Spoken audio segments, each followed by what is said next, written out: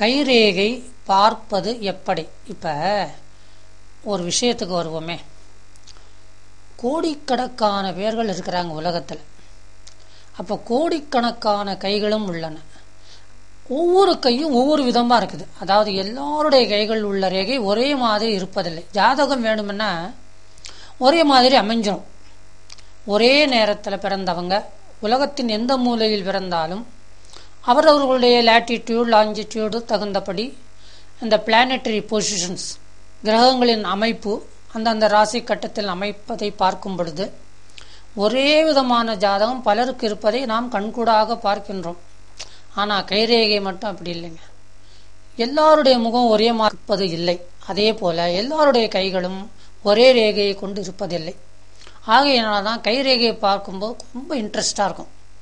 சூக்ஷ்மமாக தெரிஞ்சுக்கிட்டோம்னா இந்த கைரேகையில் உள்ள ரகசியம் எல்லாம் ரொம்ப நல்லா புரிய ஆரம்பிச்சிடும். அதனால் கைரேகை பார்ப்பது எப்படின்னு தெரிஞ்சுக்கிட்டிங்கன்னா ஒரு நாளைக்கு குறைஞ்சது ஒரு 50 பேருடைய கையாவது பார்க்கணும். அப்போ தான் உங்களுக்கு அந்த ஸ்டடி பண்ண முடியும். சும்மா ஒரு 5 பேர் கையை பார்க்குறோன்னா மறந்துடும். நல்லா பாருங்கள். பணத்துக்காக பார்க்காட்டாலும் கற்றுக்கிறதுக்காகவாவது பார்க்கணும். நல்லா பார்க்க ஆரம்பிச்சாச்சுன்னா அப்புறம் நீங்கள் இதை தொழிலாக வைத்து கொள்ளலாம். இப்போ பார்ப்போமா? கையின் பொது லட்சணம். கையை பார்க்கும் சரியான முறை. சமதளமான மேஜையின் மீது கையை பிரித்து வைக்க சொல்லி பார்க்க வேண்டும். நீங்கள் அவர்கிட்ட கையை கொடுத்து கைரேகை பார்க்கறோட கையை கொடுத்து அவர் உங்கள் கையை பிடிச்சிக்கிட்டு பார்க்கறத விட டேபிள் மேலே கையை வைக்க சொல்லி கையை விரித்து வைக்க சொல்லி அவர் பார்த்தாருன்னா பல விஷயங்கள் துல்லியமாக புரியும். இப்படி செய்தால் முழு கையையும் பார்க்க முடியும். கையை தொட்டவுடன் முதலில் கை விரல்களின் நீளமும் உள்ளம் கையின் நீளமும் சமமாயிருக்கிறதா, நீண்டு இருக்கிறதா அல்லது குறுகி இருக்கிறதா என்பதை கவனிக்க வேண்டும். அதாவது இந்த கைகளை இப்படி விரித்து வைக்கிறோம் பாருங்க. மொதல் இந்த 4 விரல், கட்டை விரல் கொஞ்சம் அந்த பக்கம் இருக்கும். இந்த 4 விரல் ஒட்டி இருக்கும் இல்லையா? இந்த 4 விரலுடைய நீளங்கள், அதாவது ஒவ்வொரு விரலுடைய நீளம் எப்படி இருக்குன்னு பாருங்கள். அதுக்கப்புறம் உள்ளங்கையின் நீளம் எவ்வளவு இருக்கு. இந்த உள்ளங்கையின் நீளமும் கை விரல்களின் நீளமும் சமமாக இருக்கிறதா அல்லது ஏதாவது ஒன்று அதிகமாக இருக்கிறதா அல்லது குறுகி இருக்கிறதா என்பதை முதலில் கவனிக்க வேண்டும். பிறகு கையை 3 பாகங்களாக பிரிக்க வேண்டும். பிரிக்கிறது என்ன? நீங்கள் அப்படி அந்த கண் பார்வையிலே பிரிச்சிடணும்.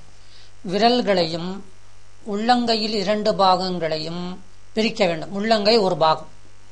இந்த 3 பாகம் தேகம், ஆத்மா, சக்தி அல்லது காற்று, நெருப்பு, ஸ்தூலம் என்ற திரிமத்தை குறிக்கும். 3 பாகம் ஒவ்வொரு குணத்தை ஒவ்வொரு பாகம் காட்டும். எப்படி விரல்கள் பாகம் இருக்கே அது தேகம்.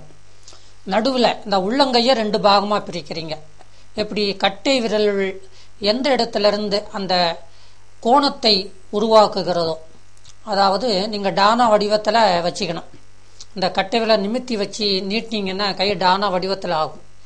அந்த கட்டை விரல் எந்த இடத்துலேருந்து டானா ஆரம்பிக்கிறதோ அந்த இடத்துல ஒரு கோடு போடணும் அந்த கை உள்ளங்கையில்.